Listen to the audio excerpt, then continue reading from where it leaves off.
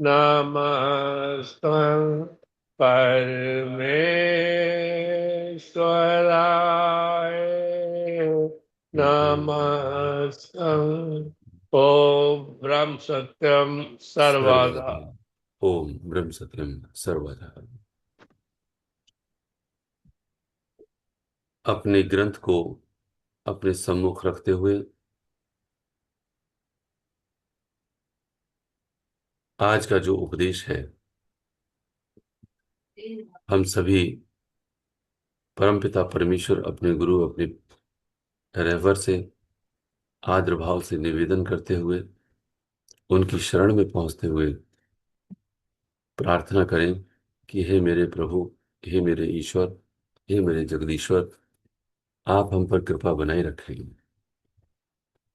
हम आपकी शरण में हैं, हम आपकी शरण में हैं, हम आपकी शरण में हैं। ओम ब्रह्म सत्यम सर्वदा। देवी देवताओं और ग्रहों की पूजा का सिद्धांत, वचन नंबर 47, पेज नंबर 150। इस संसार में विचार को शुद्ध करके जिस तरीका से देवी देवताओं ने बुजुर्गी हासिल की है, उसी तरीका को धारण करके परमपिता परमेश्वर की पूजा करनी चाहिए। यह ही असली पूजा है। श्री महाराज जी असली पूजा का वर्णन कर रहे हैं, लेकिन सर्वप्रथम इस संसार में विचार को शुद्ध करके। मेरा विचार ही शुद्ध नहीं है। परमपिता परमेश्वर ने जो ग्रंथ हम सभी को बख्शा है, हम एक एक शब्द को अंतर मन में गहरा मनन ना करते हुए, बल्कि अपनी बुद्धि की प्रबलता दिखा देते हैं। और जो भ्रम और संशय पहले से ही विद्यमान है, उन संशयों के आधार पर अपने गुरु के ग्रंथ के शब्दों का भी दूसरी प्रकार से मनन और चिंतन और उसकी अवलोकना करते रहते हैं। साफ वर्णन है इस बात का कि जिस तरीका से देवी देवताओं ने बुजुर्गी हासिल की है, उसी तरीका को धारण करके परमपिता परमेश्वर की पूजा करनी चाहिए। यह ही असली पूजा है। तो यहां उन गुणों की और उन आदर्शों की पूजा, उन मार्गदर्शनों के आधार पर जीवन को व्यतीत करते हुए हमें असली पूजा करनी है। यही असली पूजा है। लेकिन हम गुणों को धारण कर रहे हैं या हम कुछ और भी कर रहे हैं। हमारे अंदर भाव यदि गुण के अतिरिक्त और आया, तो असली पूजा कहां हुई? इसका अर्थ पहले ही बिंदु पर हम आकर के फेल हो गए। कौन सा? अपने विचार को शुद्ध करना। यानी कि मेरे विचार में इतनी अशुद्धि है कि मेरी ही बुद्धि इस बात को स्वीकार नहीं कर पा रही है कि मेरे गुरु ने मेरे मेरे लिए ग्रंथ में यह हिदायत दी है।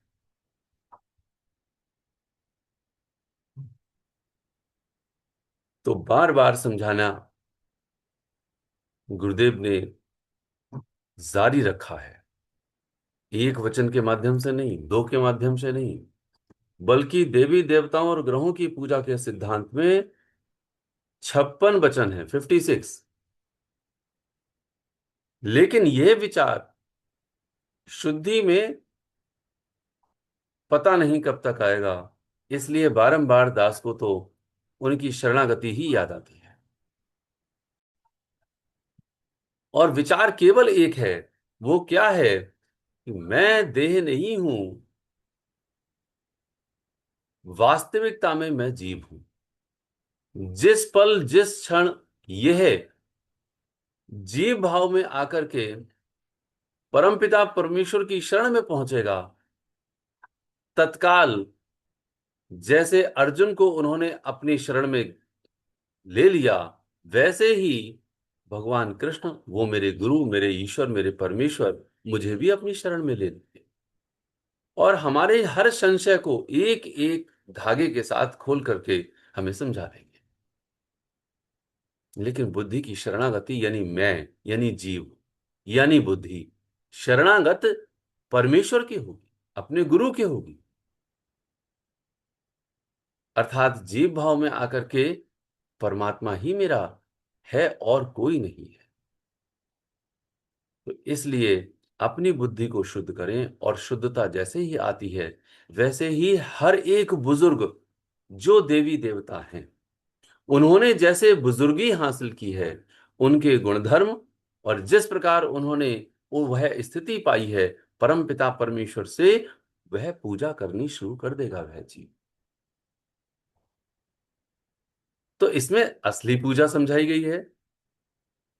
हम अपनी बुद्धि को अशुद्ध करके नकली पूजा करना शुरू कर देते हैं, जिससे अशुद्धता और बढ़ती चली जाती है और हमारा पतन हो जाता है। तो असली पूजा क्या है? जैसे भगवान शिव हैं, उन्होंने शमशान में वास करके अखंड जाप की, विष पिया और अपने गले में ही उसको रोक लिया। ये संसार का विष पिया, मैं किसी भी बात का विष पीना ही नहीं चाहता। उनके पास कुछ नहीं है, वस्त्र खाल बाघंबर सो हैं, छवि को देख नाग मन मोहे। उनके पास कुछ भी नहीं है, और हम हर वस्तु प्राप्त करना चाहते हैं उन्हीं भोलेनाथ से, उन्हीं शिव से।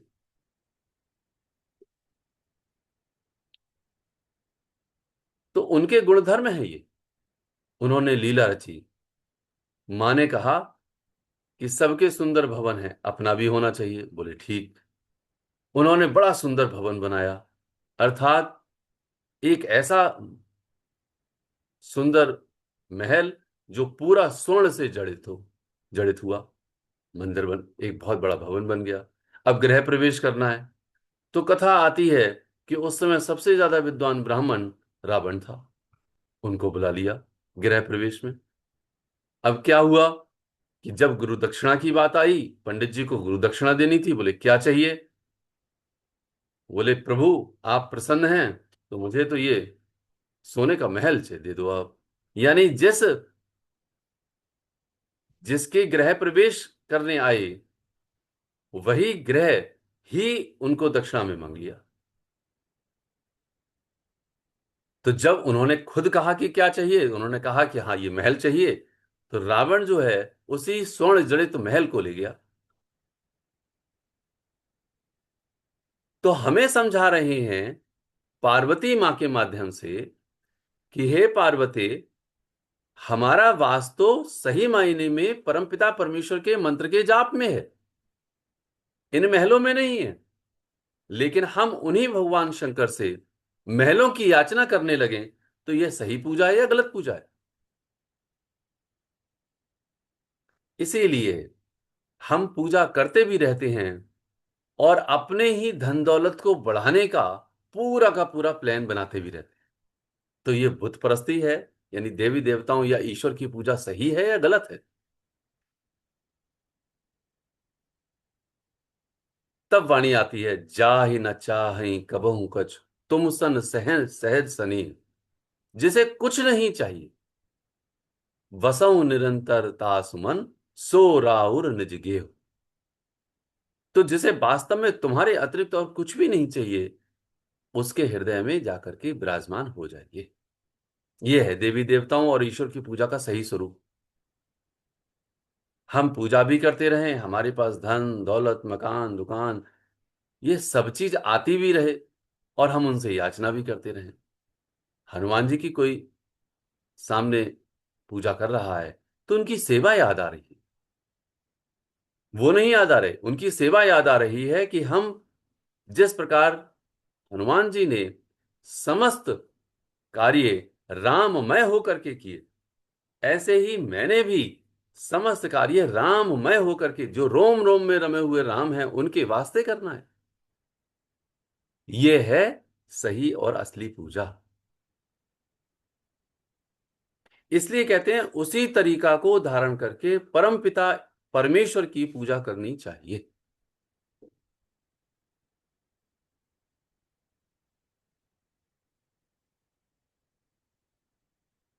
राममय हो गए और उनके ही घमंड को कैसे तोड़ा। ये सब हमारे लिए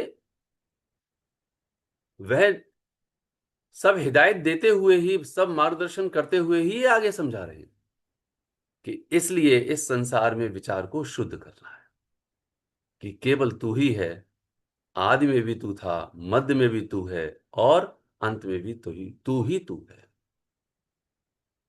लेकिन मैं बीच में कहां से आ गया, और मैं आ गया तो मैंने प्रभु से अपने ही अस्तित्व को स्थायी करने के लिए इस संसार में जो स्वप्न मात्र है उसमें मैं और भी ज्यादा स्थिर होने का यत्न करने लगा। तो मेरी मूर्खता ही है या मेरी बुद्धिमानी है? जिस भी जीवात्मा को, जिस भी सही मायने में बुद्धि शुद्ध जिस दिन होगी, जिस पल होगी, वह माया से अबूर पाने की कोशिश करेगा और परमात्मा में लीन होने की कोशिश करेगा। इस पूरी सृष्टि में उसका जी लगेगा ही नहीं, उसका मन लगेगा ही नहीं कहीं पर भी। इसलिए कहते हैं इस संसार में विचार को शुद्ध करके जिस तरीका से देवी देवताओं ने बुजुर्गी हासिल की है, यानी दास ने अभी भगवान शंकर की उदाहरण को दिया, हनुमान जी के उदाहरण को दिया, कई उदाहरण है, सभी देवी देवताओं के उदाहरण दिए जा सकते हैं, और वो केवल एक ही हिदायत और एक ही मार्गदर्शन कर रहे हैं कि जिस प्रकार वो राममय हो गए, ईश्वरमय हो रहे हैं, उन्होंने बुजुर्गियत हासिल की है, उसी प्रकार तुमने भी बुजुर्गियत हासिल करते हुए परमपिता परमेश्वर की पूजा करनी है। यही असली पूजा है। इसलिए श्री महाराज जी वचन नंबर 48 में, पेज नंबर 150 पर कह रहे हैं कि हर घड़ी दुख में या सुख में ईश्वर की पूजा और उसकी आज्ञा पालन करनी चाहिए। ईश्वर की भक्ति से सब देवी देवते अधीन हो जाती हैं। इस वास्ते परम शक्ति नारायण शब्द स्वरूप सर्वव्यापक का सिमरण, ध्यान, कीर्तन, उपासना, विचार करना चाहिए, उसी के निमित्त दान करना चाहिए। यह ही असली पूजा है और कल्याण का मार्ग है। इस पूरे वचन में हर बिंदु में श्री महाराज जी हम सबको समझा रहे हैं कि हमारे अंदर यह भाव क्यों नहीं दृढ़ हो पाता कि मेरा हर पल, जिसको कहते हैं हर घड़ी, चाहे वो दुख में व्यतीत हो रही है चाहे वो सुख में व्यतीत हो रही है, इन दोनों ही घड़ियों में ईश्वर की पूजा और उनकी मार्गदर्शन के आधार पर जीवन व्यतीत करूं मैं। मेरा जीवन उनकी पूजा के बगैर जाए ही ना। तो ये लाइन दृढ़ होनी चाहिए कि सिमरन पूरा ज्ञान है, सिमरन पूर्ण विवेक, मंगत अहविद सिमरिए, विसरय घड़ी नहीं है। एक भी घड़ी यदि मेरी बीत गई परमपिता परमेश्वर के सिमरन के बगैर, तो समझ लीजिए कि हमने पाप कर लिया। तो अब जरा बताओ, जिसके अंदर यह धारणा होती है वह दूसरे के ऐब क्या देख पाएगा? दूसरे की गलती देखेगा या अपना सिमरन करेगा? दूसरे से ईर्ष्या करेगा या अपना सिमरन करेगा? वह दूसरा देखेगा या केवल दूसरे में ईश्वर को देखेगा?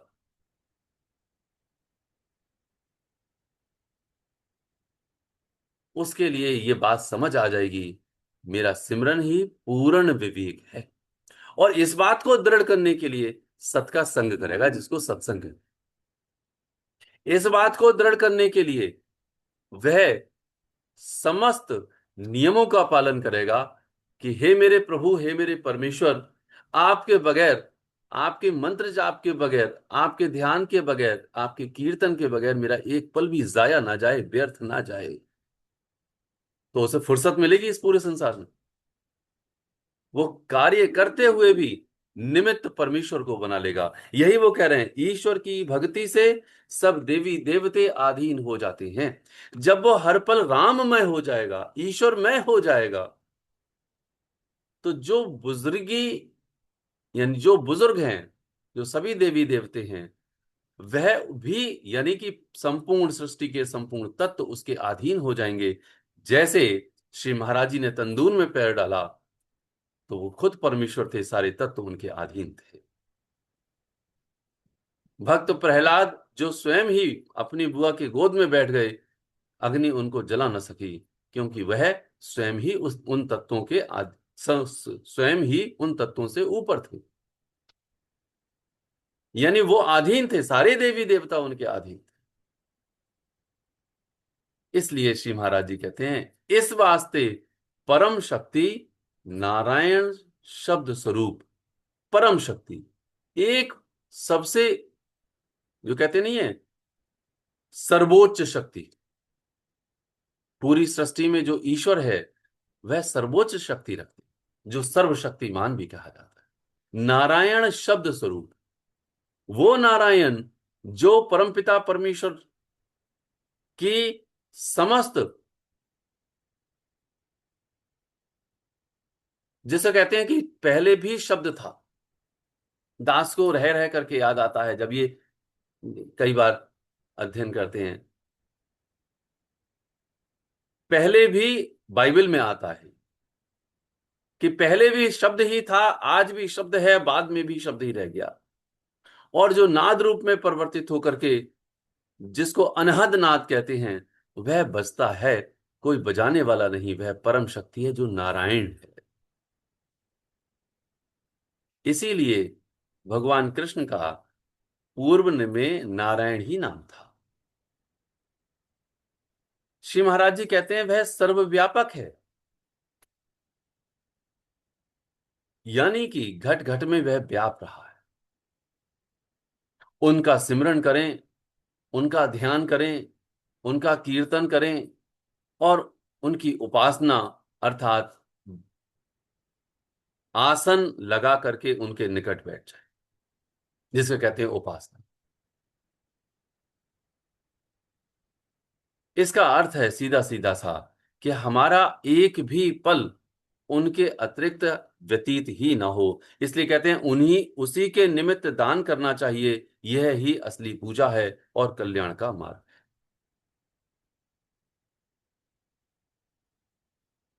अब कीर्तन को हम समझें कि एक आम तौर पर समाज में कीर्तन की एक परंपरा है, जिसमें ढोलकी, खड़ताल, मजीरे आदि बजाते हुए परमपिता परमेश्वर के नाम का गुणानुवाद कोई करते हैं।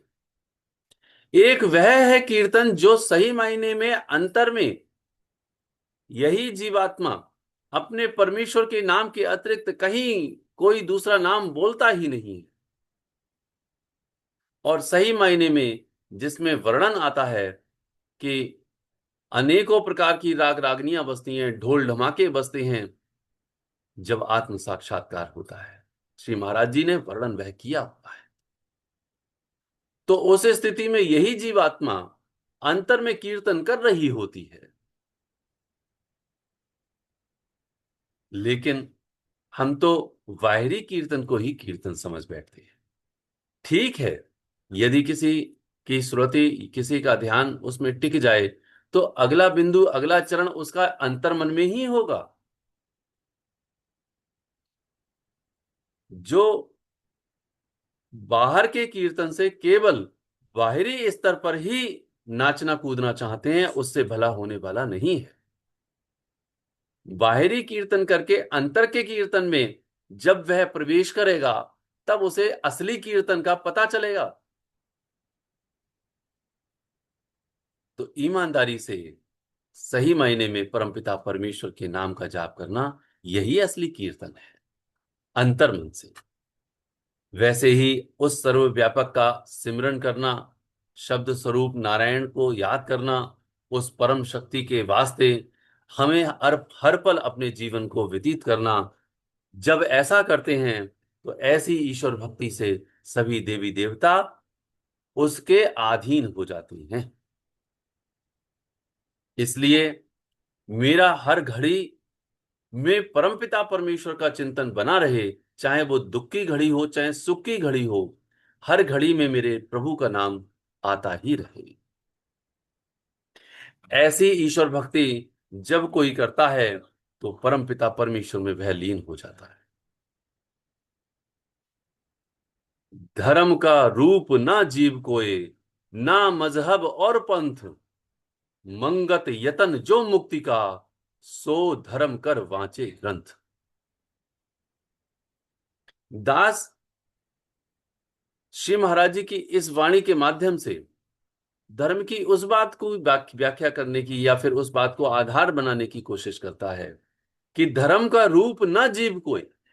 धर्म का न रूप है किसी भी जीव का, धर्म का रूप न जीव कोई, ना मजहब और पंथ, कोई मजहब नहीं है ना कोई पंथ है। मंगत यतन जो मुक्ति का, जब जीवात्मा अपनी मुक्ति के यतन के लिए जो कुछ भी करती है, मंगत यतन जो मुक्ति का, सो धर्म कर वांचे ग्रंथ, वही धर्म बन जाता है, वही धर्म बन जाता है।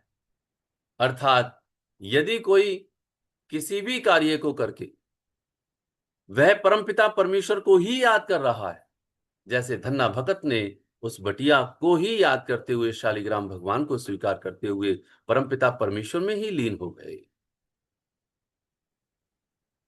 तो वही धर्म बन गया।